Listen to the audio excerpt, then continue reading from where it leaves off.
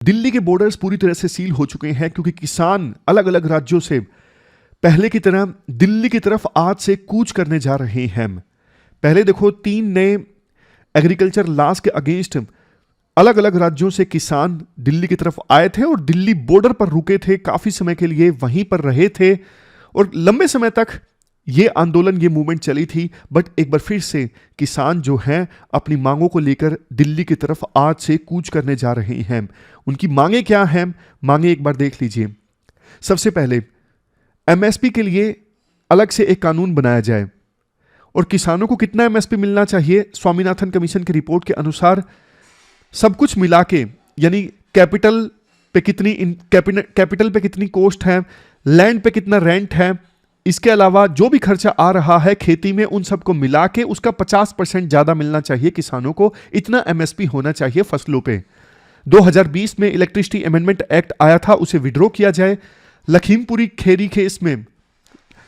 खेड़ी में क्या हुआ था, कुचलने की कोशिश हुई थी किसानों को, एक बड़ी घटना जिसमें कुछ किसानों की मौत भी हो गई थी, बड़ा प्रोटेस्ट हुआ था। तो वहां पे जो मुकदमे दर्ज हुए थे फार्म ग्रुप्स के अगेंस्ट, वो वापस लिए जाएं। पोल्यूशन एक्ट से एग्रीकल्चर को रिमूव किया जाए, जो अक्सर हम सुनते हैं कि स्टबल बर्निंग की वजह से पोल्यूशन होता है, तो पोल्यूशन एक्ट से एग्रीकल्चर को निकाल दिया जाए। मनरेगा में 100 दिनों का काम मिलता है, इसे 200 दिनों तक ले जाया जाए। इसके अलावा किसान या फिर खेतों में काम करने वाले मजदूर जब वो 60 साल के हो जाते हैं तो उनके बाद उन्हें 10,000 रुपए की पेंशन दी जाए। तो ये मांगे हैं, मुख्य मांगे किसानों की, जिसको लेके अब किसान जो हैं वो दिल्ली की तरफ कूच करने जा रहे हैं और उम्मीद यही है कि कोई समझौता हो सरकार और किसानों के बीच में, किसी प्रकार का वायलेंस ना हो, देश में इंस्टेबिलिटी ना आए। इसके बाद कोट देख लीजिए, गैलीलियो का कोट है, all truths are easy to understand once they are discovered, the point is to discover them. Galileo के अनुसार देखो, एक बार सच सामने आ जाए या फिर फैक्ट हमें पता लग जाए तो उसे समझना बहुत आसान होता है। सबसे मेन इशू है सच को डिस्कवर करना। एग्जाम्पल की सहायता से बताता हूं। देखो, जब तक ना न्यूटन ने ग्रेविटी की खोज नहीं की थी, उससे पहले लोग ना अंदाजा लगाते थे कि क्यों चीजें नीचे गिरती हैं, अलग अलग रीजंस देते थे। उन्हें पता तो है चीजें नीचे गिरती हैं, क्यों गिरती हैं उन्हें कोई कारण नहीं पता था। फिर न्यूटन ने बताया कि इसके पीछे ग्रेविटेशनल फोर्स रिस्पॉन्सिबल है, ग्रेविटी रिस्पॉन्सिबल है, तो फिर चीजों को समझना आसान हो गया। जैसे और एग्जांपल देता हूं, पहले देखो महामारियां फैलती थी तो ना लोग इसके अलग अलग रीजन देते थे कि देवता नाराज हैं, भगवान नाराज हैं, इस वजह से महामारियां फैल रही हैं। लेकिन बाद में समझ में आया कि वायरस फैला रहे हैं, बैक्टीरिया, जर्म्स, ये रिस्पॉन्सिबल है महामारियों के लिए। साइंटिस्ट ने फिर दवाइयां विकसित करना स्टार्ट कर दी, फिर प्रिवेंशन ईजी हो गया। तो एक बार सच डिस्कवर हो जाए ना, फिर तो उसे समझना आसान है, एक्शन लेना आसान है। लेकिन सबसे बड़ा इशू है टू डिस्कवर द ट्रूथ। समझे? डिस्कशन आज हम स्टार्ट करें, हिंदू से 2 आर्टिकल्स लेंगे। बीच में पाकिस्तान के इलेक्शंस के नतीजों से संबंधित ये आर्टिकल है, यहां पे महिलाओं की पॉलिटिक्स में रिप्रेजेंटेशन इंक्रीज करने से संबंधित आर्टिकल है। और आज 12 फरवरी है, आज डार्विन का जन्म दिवस है। उन्होंने बायोलॉजी में ट्रांसफॉर्मेशन लाने वाली, रेवोल्यूशन लाने वाली थ्योरी दी थी, theory of evolution by natural selection. उसे डिटेल से समझेंगे। लेकिन डिस्कशन स्टार्ट करें उससे पहले एक छोटी सी चीज ये बता देता हूं। देखो, इजराइल और हमास के बीच में युद्ध चल रहा है, वो तो आपको पता है। दिक्कत यह है युद्ध कब रुकेगा। जब देखो युद्ध स्टार्ट हुआ था तो इजराइल ने गाजा के लोगों को बोला कि आप, नॉर्थ गाजा में रहने वाले लोगों को बोला कि आप साउथ में चले जाइए, हम यहां पे ऑपरेशन चलाएंगे। लेकिन धीरे धीरे ना इजराइल अपना जो एरिया है ना ऑपरेशन का, वो इंक्रीज करता जा रहा है। पहले सबको साउथ में भेजा, फिर उसके बाद इजराइल ने बोला कि हम साउथ में भी खान यूनिस में ऑपरेशन चलाएंगे। अब तो इजराइल राफा में भी स्ट्राइक्स कर रहा है, यहां पे भी ऑपरेशन चला रहा है। मतलब इजराइल ने घोषणा की है यहां पे भी हम ऑपरेशन चलाएंगे। ये देखो इसलिए पूरा सुर्खियों में है क्योंकि राफा में ना अभी 14 लाख लोग हैं। सारे रिफ्यूजीज यहीं पर आके रुक गए थे नॉर्थ से, तो बेसिक एमिनिटीज की ऑलरेडी दिक्कत है। यहां पे भी ऑपरेशंस चलाए ना इजराइल ने, फिर तो गाजा स्ट्रिप में बहुत बड़ी ह्यूमैनिटेरियन त्रासदी आ जाएगी। यूएस भी मना कर रहा है कि, यूएस ने भी इजराइल को बोला कि भैया अब ज्यादा हो रहा है। और इजराइल ये कह रहा है कि हमें राफा में ऑपरेशन चलाने से रोकना मतलब हमास के खिलाफ हमारी हार है। हमास बच गया तो आज नहीं तो कल वो 7 अक्टूबर जैसा हमला फिर से करेंगे। सबने बोला है, इजिप्ट ने, सऊदी अरेबिया ने, सबने बोला है कि राफा में अगर ऑपरेशन इजराइल ने चलाए तो इसका अंजाम बुरा होगा। इजिप्ट ने तो ये भी कह दिया कि हमारे साथ जो पीस ट्रीटी है ना, वो हम सस्पेंड कर सकते हैं अगर आपने राफा में ऑपरेशन चलाया तो। क्योंकि इजिप्ट को खतरा ये है, राफा में ऑपरेशन चलाया तो बहुत सारे रिफ्यूजीज इजिप्ट में आ जाएंगे और पैलेस्टीन का जो काज है ना कि पैलेस्टीन के रूप में अलग से देश बनाया जाए, वो काज ही खत्म हो जाएगा। इजराइल का प्लान ये भी है कि गाजा स्ट्रिप में अब ज्यूज सेटलर, वहां पे रहने के लिए उनका प्रोविजन किया जाए, ज्यू सेटलमेंट इस्टेब्लिश की जाए। ये भी इजराइल के राइट विंग लीडर्स का प्लान है। तो ये कुछ चल रहा है इजराइल हमास के युद्ध के संदर्भ में। हम डिस्कशन स्टार्ट करते हैं। इसके बाद नेक्स्ट आर्टिकल डार्विन की theory evolution by natural selection से संबंधित है। देखो, आप जीएस पेपर 3 में साइंस एंड टेक से इस आर्टिकल को रिलेट कर सकते हो। डार्विन का बर्थडे है आज 12 फरवरी को और उसी उपलक्ष्य में ये आर्टिकल आया है।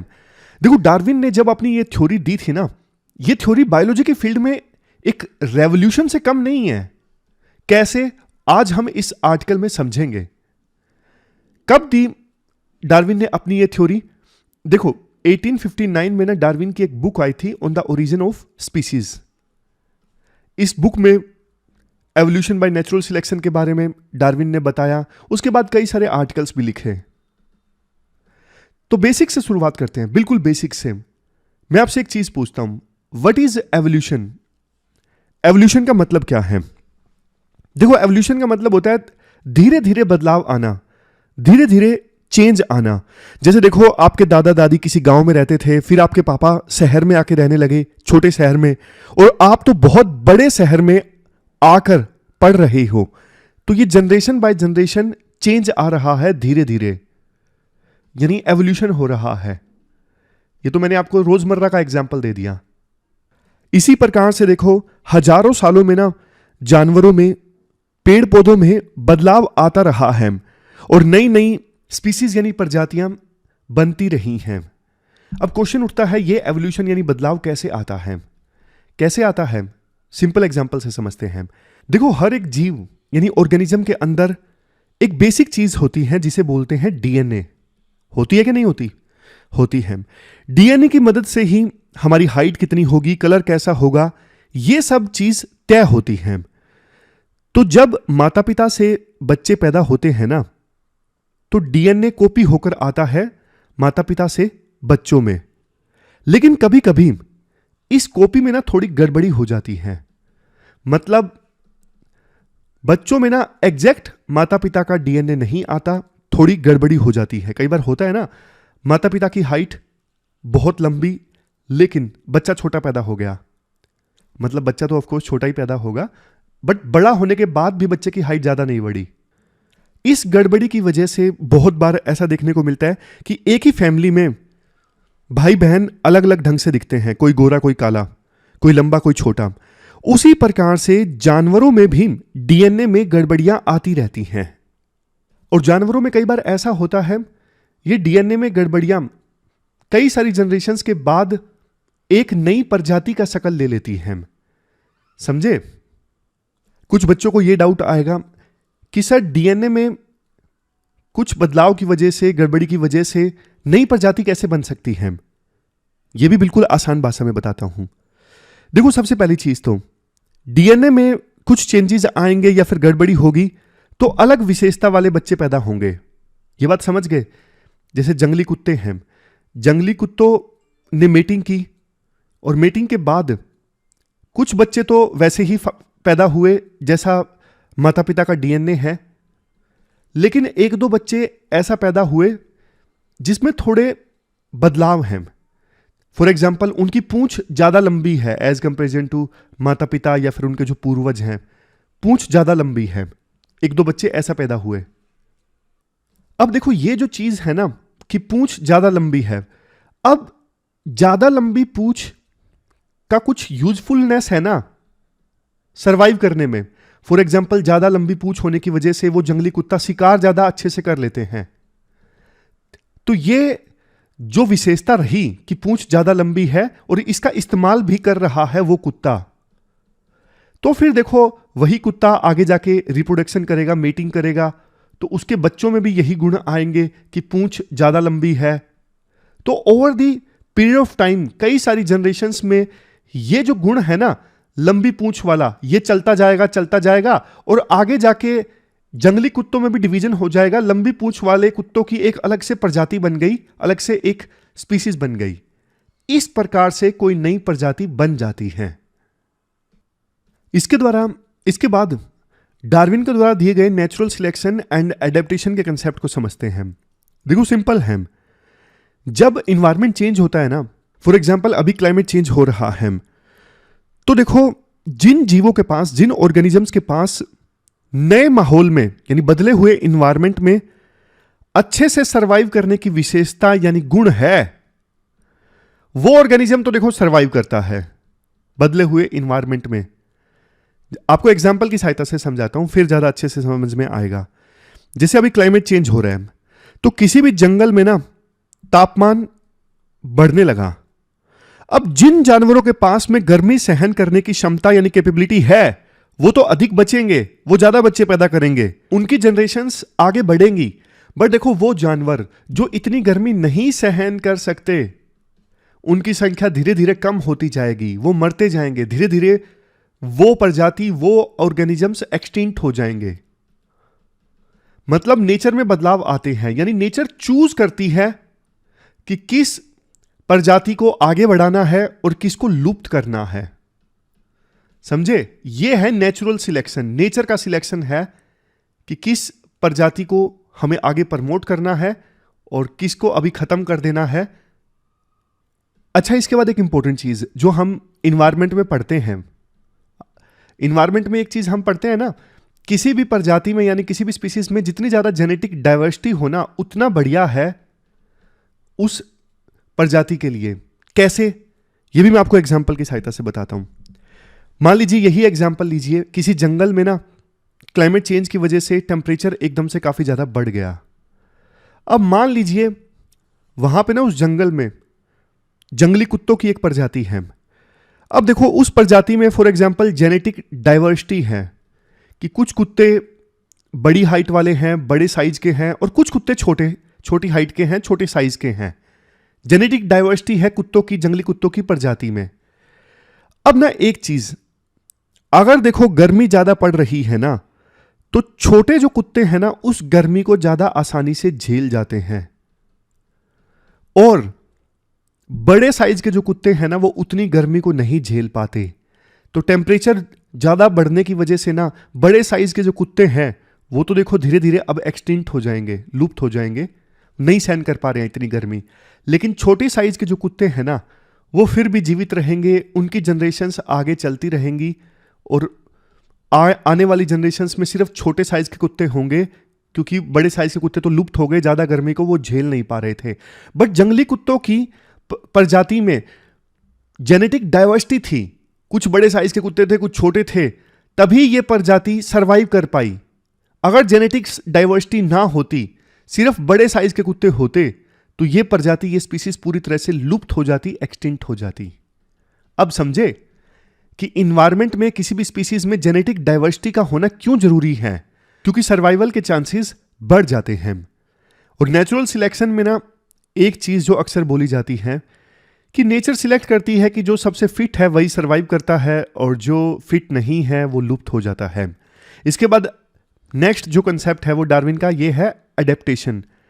एडेप्टेशन सिंपल भाषा में बताता हूं।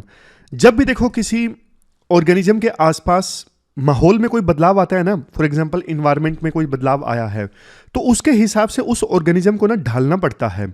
जैसे अगर हमारे इलाके में पानी की कमी हो जाए तो हमें अपनी आदतें बदलनी पड़ेंगी। कम पानी हम इस्तेमाल करेंगे, बारिश का पानी इकट्ठा करेंगे, पानी की वेस्टेज हम कम करेंगे।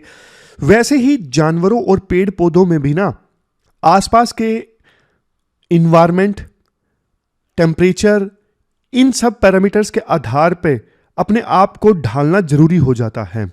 जैसे देखो एग्जाम्पल के तौर पे अपने थार डेजर्ट में कैमल्स हैं, ऊंट हैं, उन्होंने ना वहां पर सरवाइव करने के लिए अपने आप को अडेप्ट कर लिया है। मतलब ज्यादा गर्मी को वो एब्जॉर्ब कर सकते हैं, डिहाइड्रेशन को ज्यादा टॉलरेट कर सकते हैं, 30-40 परसेंट जो बॉडी का वाटर है ना वो लूज कर सकते हैं बिना कोलैप्स हुए। समझे? उनके ऊंट में जो हम्प होता है, यानी एक ऊपर उठा हुआ हिस्सा होता है, उसमें पानी स्टोर नहीं होता। कहीं आपको ये डाउट आए, नहीं, वो जो हम्प होता है ना, ऊपर उठा हुआ हिस्सा होता है, वो तो एक प्रकार से बुरे समय में यूज होने के लिए एनर्जी का एक सोर्स है। वहां पे ना कैमल का जो ऊपर उठा हुआ हिस्सा होता है, वहां पे फैट स्टोर होता है, यानी एनर्जी का एक सोर्स आवश्यकता पड़ने पर जिसे कैमल्स इस्तेमाल करते हैं। मतलब इस फैट को ऊंट जो है ना वो ब्रेक डाउन कर सकते हैं एनर्जी और वाटर के लिए। तो इस प्रकार से हमने नेचुरल सिलेक्शन एंड एडेप्टेशन के कंसेप्ट बिल्कुल आसान भाषा में समझ लिए। इसके बाद राइटर बोलते हैं एवोल्यूशन इज यूनिवर्सल। क्या मतलब है इस चीज का?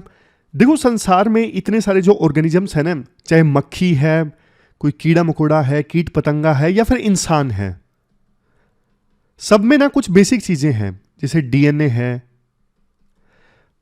उनमें भी सब में माता पिता से डीएनए ट्रांसफर होता है बच्चों में। सभी ऑर्गेनिजम्स में डीएनए में समय समय पे बदलाव आता है।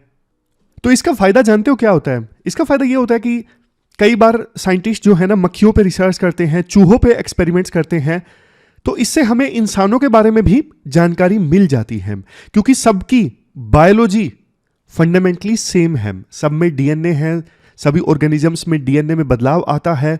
तो चूहों के ऊपर एक्सपेरिमेंट करने से इंसानों के बारे में भी हमें पता लगता है। इसी वजह से ना सभी प्रकार के ऑर्गेनिजम्स को स्टडी करना बहुत जरूरी हो गया है, ताकि हम एवोल्यूशन की प्रक्रिया को और बेहतर ढंग से समझ सकें। मैं आपको एवोल्यूशनरी मैकेनिज्म्स के एक दो एग्जांपल्स भी देता हूं ताकि आपको अच्छे से समझ में आए। मेडिसिन के क्षेत्र में अक्सर हम एक चीज डिस्कस करते हैं, एंटी माइक्रोबियल रेसिस्टेंस। हम ये डिस्कस करते हैं कि किस प्रकार से हार्मफुल बैक्टीरियाज और वायरसेस ने ना ऐसी क्षमता डेवलप कर ली है कि दवाइयों का असर होना बंद हो गया है, तो वो अपने आप को इवोल्व कर लेते हैं। समझे? एक और अच्छा एग्जांपल बताता हूं। इंग्लैंड में ना ये पेपर्ड मोथ नाम की एक तितली होती थी। पहले ना रंग हल्का सा होता था, जैसा आप देख रहे हो, हल्का सा रंग, पेड़ पर बैठेगी तो पता भी नहीं लगेगा। समझे? क्योंकि पेड़ों की छाल में छुप जाती थी, ये हल्के रंग की होती थी। बट जैसे ही इंडस्ट्रियल रेवोल्यूशन आया ना, बहुत धुआं निकला इंग्लैंड में, और धुएं की वजह से पेड़ों की जो छाल है ना काली हो गई। पहले पेड़ों की छाल हल्के रंग की हुआ करती थी, लेकिन बाद में छाल काली हो गई। तो काली पेड़ों की छाल पर जब ये तितली बैठेगी ना हल्के रंग वाली, तो पकड़ी जाएगी, पहचान में आ जाएगी, और पक्षियों के लिए खाने का काम करेगी, भोजन। तो ना ये धीरे धीरे लुप्त होने लगी हल्के रंग वाली तितली, क्योंकि पेड़ों की छाल का रंग काला हो गया, इनका सरवाइव करना मुश्किल हो गया, पक्षी आसानी से पहचान लेते और खा जाते। लेकिन काले रंग की तितली, जिनकी संख्या पहले कम थी, अब पेड़ों की छाल काली हो गई, ये पेड़ों पे ऊपर बैठे तो पता ना लगे, काला रंग छुप जाए, इनकी संख्या बहुत ज्यादा बढ़ गई और धीरे धीरे ये लुप्त हो गई हल्के रंग वाली तितलियां। अब इसके बाद जल्दी से मैं आपको यह भी बता देता हूं ह्यूमन एवोल्यूशन कैसे हुआ। ह्यूमन बींग्स जो आज के समय में हम होमोसेपियंस हैं, हम कैसे बने? देखो, हम ना इंसान यानी होमोसेपियंस अफ्रीका में रहने वाले कुछ जानवरों से विकसित हुए, इवोल्व हुए, जिन्हें हम आज के समय में चिंपैंजी बोलते हैं ना, उन्हीं से हम इवोल्व हुए।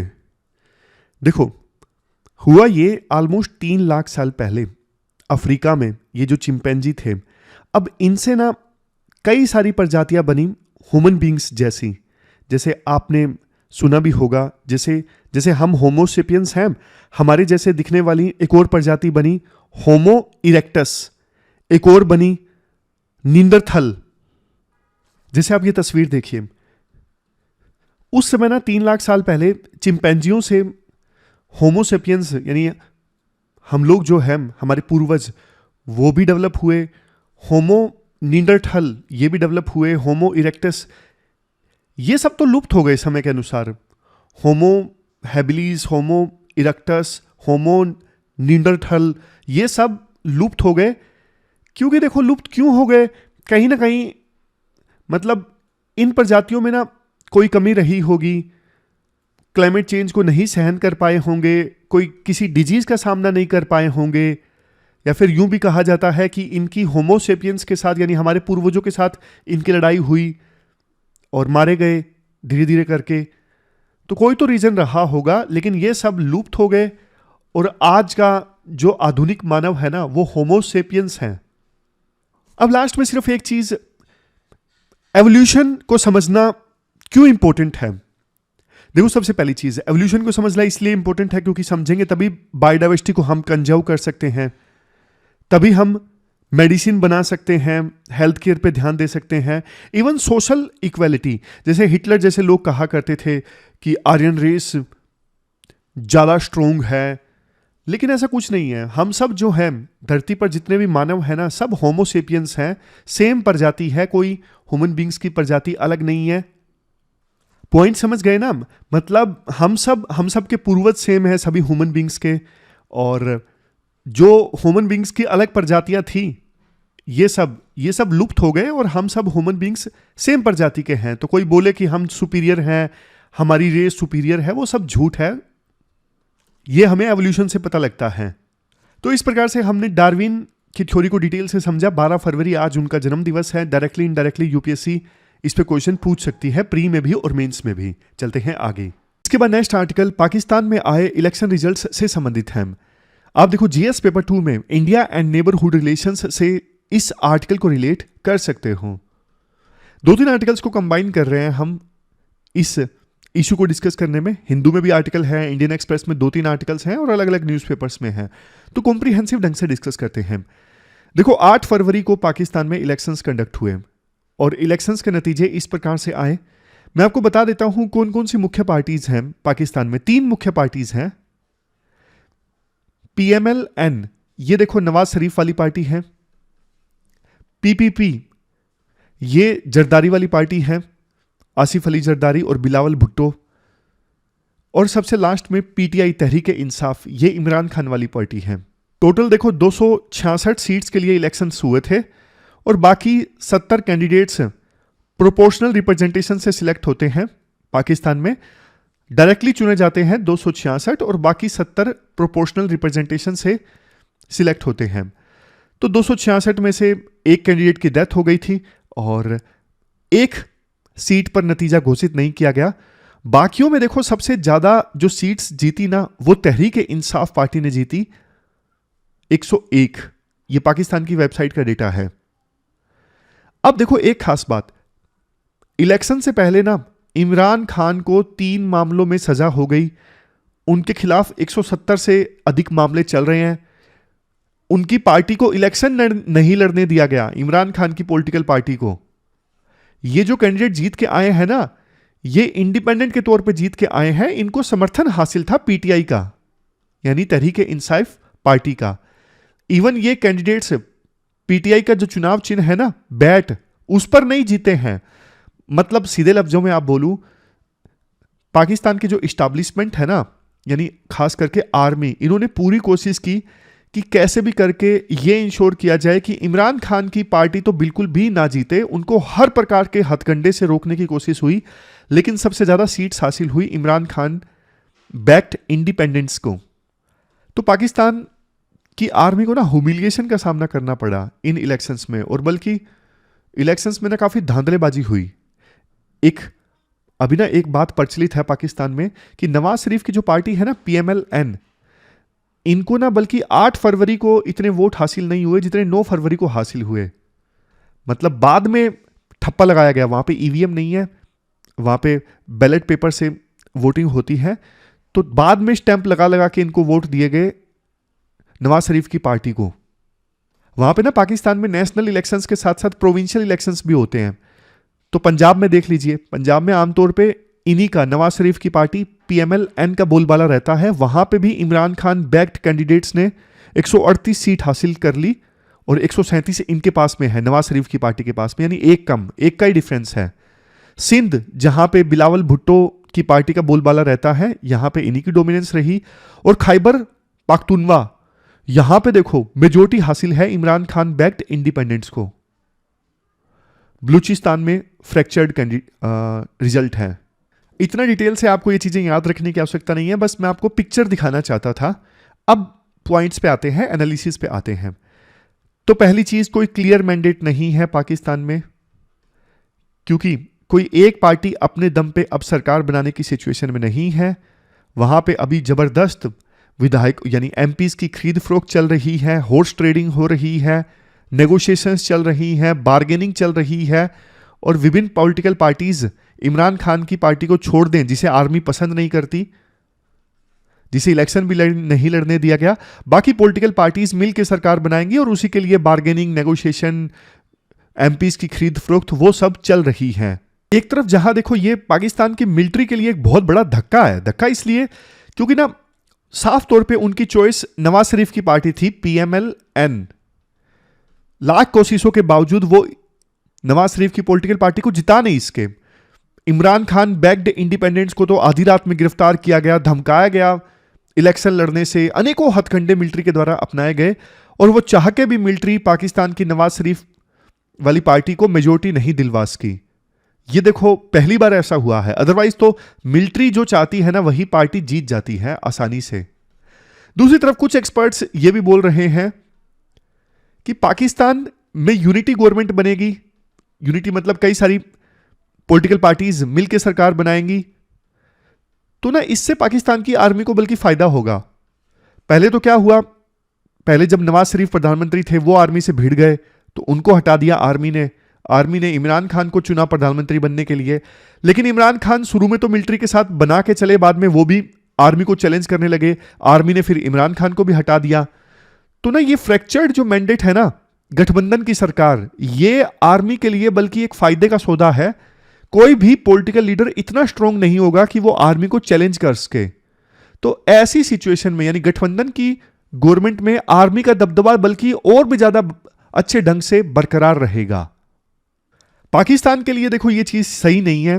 एक क्लियर सरकार आती, क्लियर मैंडेट आता, तो ज्यादा अच्छे ढंग से पाकिस्तान की जो खराब सिचुएशन है उसे वो सरकार टैकल कर पाती। क्योंकि पाकिस्तान की आपको पता है इकोनॉमिक सिचुएशन बहुत खराब है। आईएमएफ से बार बार लोन लेना पड़ रहा है। नेबरिंग कंट्रीज के साथ में रिलेशन काफी खराब है, ईरान के साथ, अफगानिस्तान के साथ, इंडिया के साथ। तो क्लियर मैंडेट वाली सरकार शायद बेहतर ढंग से काम कर सकती, लेकिन अब तो पॉलिटिकल क्राइसिस रहेंगे। बार बार गठबंधन की सरकार कैसे चलती है आपको भी पता है, कभी कोई रूठ गया, कभी कोई रूठ गया, ये सब चलता रहेगा। और इंडिया के संदर्भ से देखें, अगर देखो सिविलियन गवर्नमेंट क्लियर मैंडेट के साथ आती तो इंडिया के लिए भी डील करना शायद थोड़ा सा आसान होता, लेकिन ज्यादा आसान तो फिर भी नहीं होता क्योंकि चलती तो आर्मी की है। बट अब तो क्लियरली कोई फायदा ही नहीं है पाकिस्तान की सरकार के साथ ज्यादा बेहतर ढंग से उम्मीदें लगाने का, क्योंकि आर्मी ही स्ट्रोंग रहेगी।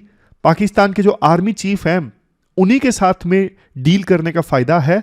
बट पाकिस्तानी आर्मी का ना एक इतिहास रहा है इंडिया को धोखा देने का। बातचीत अगर ये लोग करते भी है ना, ऊपर ऊपर से बातचीत करते हैं, पीछे से फिर कोई हमला हो जाता है। जैसे 1999 में देखिए, एक तरफ लाहौर गए भारत के उस समय के प्रधानमंत्री वाजपेयी, बाद में कारगिल हो गया।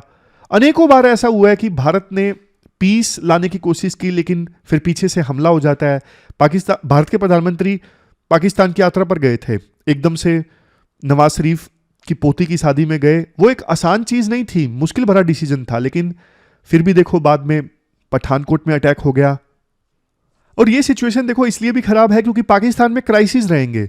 अब पाकिस्तान में क्राइसिस रहेंगे, ध्यान डाइवर्ट करने के लिए ना आर्मी इंडिया में हमले करवा सकती है, ताकि पाकिस्तान के पॉलिटिकल क्राइसिस और इकोनॉमिक क्राइसिस से ध्यान जनता का भटकाया जा सके और नेशनलिज्म की तरफ ध्यान डाइवर्ट किया जा सके कि देखो हिंदुस्तान हमें खत्म करना चाहता है।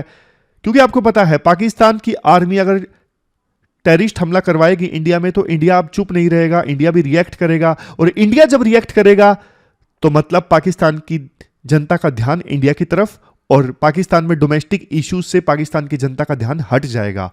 तो ये कुछ ना कुछ कांड कर सकती है पाकिस्तान की आर्मी। सजग रहने की आवश्यकता है भारत की डिफेंस फोर्सेस को। तो ये हमने समझा कि पाकिस्तान में इनएक्शन का नतीजा और उसका एनालिसिस। चलते हैं आगे। इसके बाद नेक्स्ट आर्टिकल, महिलाओं की रिप्रेजेंटेशन राजनीति में कैसे इंक्रीज की जा सकती है। देखो, पिछले साल वुमेन रिजर्वेशन बिल पास हो गया पार्लियामेंट में, तो कुछ एक्सपर्ट्स ने ये क्वेश्चन उठाया, क्या ये सही रास्ता है महिलाओं को कोटा देना, रिजर्वेशन देना? क्या ये सही रास्ता है महिलाओं की राजनीति में भागीदारी को इंक्रीज करने का? देखो, हाल ही में जो स्टेट असेंबलीज के नतीजे आए ना, जो इलेक्शंस हुए थे, जैसे मध्य प्रदेश, राजस्थान, इलेक्शन रिजल्ट से ये लगता है कि शायद हाँ, अब रिजर्वेशन देना ही एकमात्र सॉल्यूशन था और ये बिल्कुल बेस्ट है। विस्तार से आर्टिकल डिस्कस करते हैं। देखो, हमारे देश में महिलाओं की राजनीति में भागीदारी बहुत कम है। हम अक्सर कहते हैं कि भारत एक महान डेमोक्रेटिक देश है, लेकिन आप सोच के देखिए, एक ऐसी डेमोक्रेसी, अगर देश में जो आधी आबादी है यानी वुमेन, अगर राजनीतिक निर्णय लेने में उनका कोई रोल ही नहीं है, तो फिर कैसे हमारे देश की डेमोक्रेसी महान है? देखो, हमारे अभी जो संसद है ना, इसमें 14% के आसपास महिलाएं एमपी हैं, और स्टेट असेंबलीज में तो महिलाओं की रिप्रेजेंटेशन और भी कम है, 10% से ऊपर तो जाती नहीं है। अभी हाल ही में जो राजस्थान में इलेक्शन कंडक्ट हुए ना, आप इसके नतीजे देखिए। राजस्थान के इलेक्शंस में ना कांग्रेस ने 28 महिलाओं को टिकट दिया, जिसमें से 9 जीत के आई, यानी सक्सेस रेशियो रहा 32%। बीजेपी का भी यही हाल है, उन्होंने जितनी महिलाओं को टिकट दिया ना, वहां पे सक्सेस रेशियो है 45%, और जितना मैन को टिकट दिया वहां पे रेशियो है 60%। तो मतलब क्या है इस चीज का? सीधा सीधा मतलब यह है, पहली चीज, पॉलिटिकल पार्टीज महिलाओं को टिकट नहीं देती, बहुत कम टिकट देती हैं। कांग्रेस ने 28 महिला कैंडिडेट्स को टिकट दिया और बीजेपी ने भी कम को ही दिया। तो इतनी कम टिकट्स महिलाओं को देगी जब पॉलिटिकल पार्टीज, तो जाहिर तौर पे कम महिलाएं जीतेंगी। दूसरा, महिलाओं की सीट्स पर सक्सेस रेशियो कम है उस पॉलिटिकल पार्टी का। इसके देखो 2 रीजंस हो सकते हैं। पहला रीजन कि जिन महिलाओं को टिकट दिया गया बीजेपी के द्वारा या कांग्रेस के द्वारा, ऐसी सीट से टिकट दिया गया उस पॉलिटिकल पार्टी को पता था कि यार यहां पे जीतना मुश्किल है, तो जीतना मुश्किल है, इससे अच्छा यहां पे महिला को खड़ा कर देते हैं, इससे हमारा नाम भी हो जाएगा कि हाँ, हमने इतने महिला कैंडिडेट्स को टिकट दिया है। तो नाम के लिए वो सीट्स जहां पे जीतने के चांसेस कम होते हैं, वहां पे पॉलिटिकल पार्टीज वुमेन कैंडिडेट्स को टिकट दे देती हैं। इसके बाद नेक्स्ट पॉइंट ये है, इवन समाज भी ऐसा है।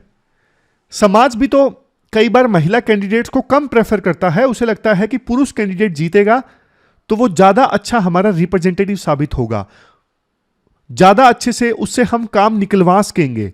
इसलिए समाज भी कई बार महिला कैंडिडेट्स को कम जिताता है। पॉलिटिकल पार्टीज की कई बार यह शिकायत होती है कि यार पॉलिटिक्स में कम ही महिला एक्टिव है, तो हम कहां से टिकट दें, अच्छी वुमेन लीडर्स नहीं है।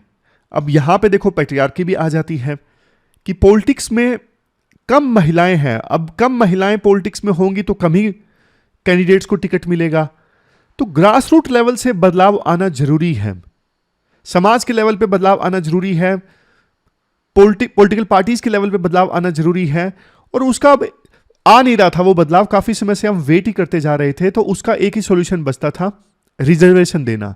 जैसे देखो टियर 3 बॉडीज में, जो पंचायत लेवल की बॉडीज है ना, अर्बन लोकल बॉडीज या फिर रूरल लोकल बॉडीज, वहां पे रिजर्वेशन दिया गया महिलाओं को। बेशक कंसर्न्स हैं, सरपंच पति, रबड़ स्टैंप सरपंच, ये खबरें सुनने को मिलती हैं, लेकिन इंपावरमेंट देखो फिर भी हुआ है। आज बहुत सी महिलाएं ऐसी हैं जिन्होंने पंचायत लेवल पे स्टार्ट किया, लेकिन अब वो विधायक एमपी हैं।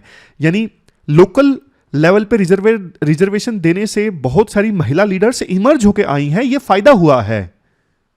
एक चीज लास्ट में देखो, कई बार ना ज्यादा महिला कैंडिडेट्स को टिकट दिया जाता है ना पॉलिटिकल पार्टीज के द्वारा, कोई जरूरी नहीं कि वो ज्यादा जीत के भी आए। जो पॉइंट मैंने पहले भी आपको बताया, जैसे वेस्ट बंगाल में भी तृणमूल कांग्रेस के द्वारा 46 वुमेन कैंडिडेट्स को टिकट दिया गया 2021 वेस्ट बंगाल असेंबली इलेक्शंस में, लेकिन 32 जीती। कांग्रेस ने 40% टिकट्स महिलाओं को दी उत्तर प्रदेश असेंबली इलेक्शंस में, लेकिन जीती नहीं वो। इसलिए समाज को अपने आप को बदलाव करना होगा। महिला कैंडिडेट्स को के साथ में जो स्टिग्मा अटैच है कि वो ज़्यादा बेहतर रिप्रेजेंटेटिव नहीं होंगी, ये मिथ दूर करना होगा समाज को। और बाकी धीरे धीरे देखो, जब रिजर्वेशन लागू होगा तब महिलाओं की संख्या अपने आप इंक्रीज होना स्टार्ट हो जाएगी, लेकिन समाज के लेवल पे जो रिफॉर्म आएगा उसमें धीरे धीरे वक्त लगेगा। लास्ट में 2 क्वेश्चंस देख लीजिए जो आपको अटेम्प्ट करने हैं। पहला क्वेश्चन तो देखो डार्विन थ्योरी ऑफ एवोल्यूशन से संबंधित, और उसके बाद दूसरा question low representation of women in electoral politics से संबंधित। दोनों क्वेश्चंस का आंसर आपको 250 वर्ड्स में देना है। pwonlyas.com पे जाके आप दोनों क्वेश्चंस का आंसर दे सकते हो। ये देख लीजिए क्वेश्चन वैसे तो ये बहुत पुराना है, 1998 में यूपीएससी ने पूछा था। उस समय यूपीएससी इस टाइप के क्वेश्चंस पूछ लेती थी, थोड़ा फैक्चुअल, कि बताइए ये थ्योरी किसने दी, थ्योरी ऑफ म्यूटेशन किसने दी, और बाद में मैच द फॉलोइंग करवा लिया। बट अब यूपीएससी ना पुराने तौर तरीके फिर से आजमा रही है। असर्शन रीजनिंग जैसे पहले आया करते थे क्वेश्चन, 2023 में फिर से आ गए। तो यूपीएससी का पता नहीं, एटलीस्ट जो चीजें न्यूज में हैं उन पे तो नजर रखना बहुत जरूरी है, क्योंकि यूपीएससी स्टैटिक को भी करंट से रिलेट करके पूछती है। इस क्वेश्चन का सही आंसर मैं आपको बता देता हूं, ऑप्शन सेकंड है। तो ये थी हमारी आज की डिस्कशन। कल मिलते हैं फिर से एक नई डिस्कशन के साथ, तब तक आप अपना ख्याल रखिए। Thank you very much for discussion.